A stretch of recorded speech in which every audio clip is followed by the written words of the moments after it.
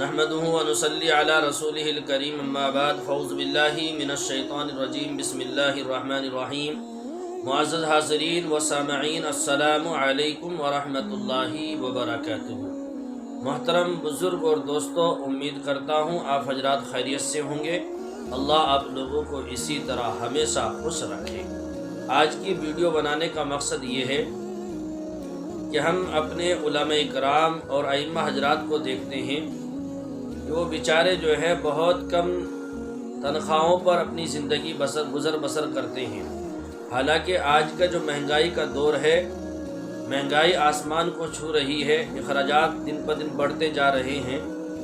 لیکن ان کی تنخواہیں اتنی ہی ہیں جتنی پہلے سے چلی آ رہی ہے، 8-10 ہزار 12 ہزار، ایک آدھ کسی مسجد میں 15 ہزار، بس اس سے زیادہ بہت مشکل ہے اگر کہیں کسی مسجد میں ہو۔ بہرحال میرے بزرگوں، آج میرا کہنے کا مقصد یہ ہے کہ علماء کرام اور ائمہ حضرات میری اس بات پر توجہ دیں کہ آپ جس لائن سے جڑے ہوئے ہیں، اگر آپ امامت کرتے ہیں یا آپ مدرسہ پڑھاتے ہیں یا آپ انجمن پڑھاتے ہیں یا آپ ٹیوشن پڑھاتے ہیں، آپ اس کے ساتھ ساتھ میں کوئی چھوٹا موٹا کاروبار بھی کیجیے، اس لیے کہ آج کے دور کے حساب سے کاروبار کا ہونا بہت ضروری ہے۔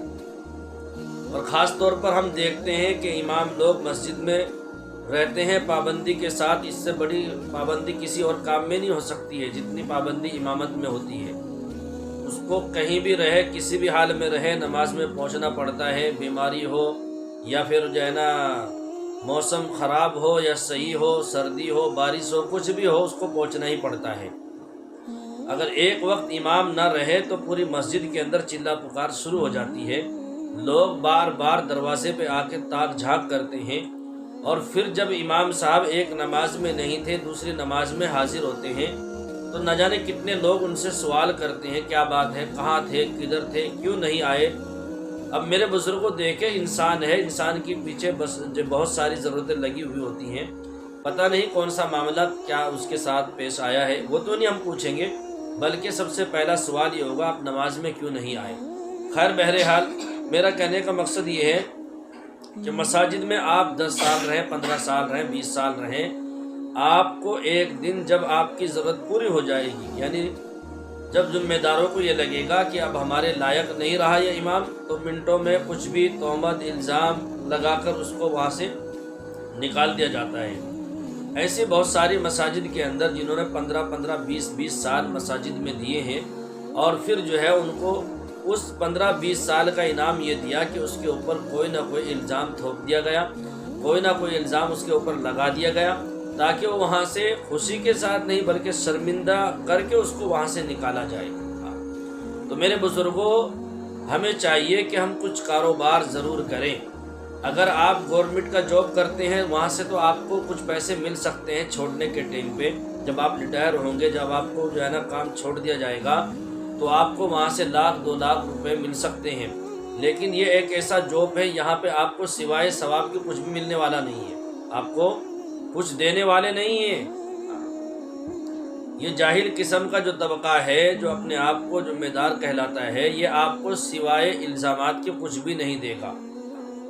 اور یہ حقیقت ہے۔ آج لوگوں کی ایسی عادت بن گئی ہے کہ جب تک امام مصلی پر ہے اس کو سلام کلام کرے گا، جیسے مصلی سے ہٹ گیا اس کو سلام بھی کرنا پسند نہیں کرے گا۔ تو اس لیے میرے پیاروں، ہمیں چاہیے کہ ہم جو ہے خاص طور پر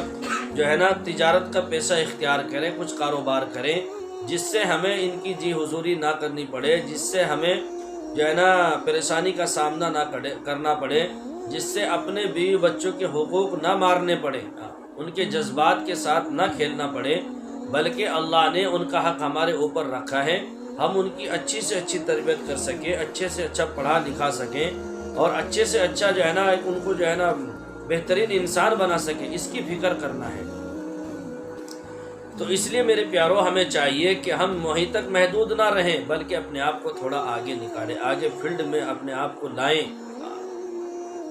جب ایک جاہل قسم کا انسان، ان پڑھ انسان جو ہے نا لاکھ پتی کروڑ پتی ہو سکتا ہے، تو پھر میرے بزرگوں ایک قرآن کریم کا حافظ، ایک عالم کیوں نہیں جو ہے میرے بزرگوں آگے بڑھ سکتا ہے اس معاملے میں۔ تو ضروری ہے کہ ہم کو اس فیلڈ میں بھی کام کرنا چاہیے۔ ٹھیک ہے، اگر آپ امامت کرتے ہیں کرتے رہیے، ماشاءاللہ بہت اچھی بات ہے، لیکن ایک بات میری یاد رکھنا میرے پیاروں، نماز پڑھنا فرض ہے، پڑھانا کوئی فرض نہیں ہے۔ ہے سن میں، نماز پڑھنا فرض ہے، پڑھانا کوئی فرض نہیں ہے۔ تو ہمیں اس بات کو سمجھنا چاہیے، سوچنا چاہیے کہ بھئی ہمیں کچھ کام آگے بھی کرنا چاہیے۔ تو میں امید کرتا ہوں کہ آپ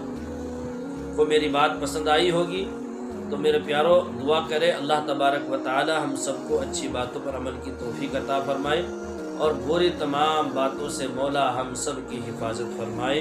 السلام علیکم ورحمۃ اللہ وبرکاتہ۔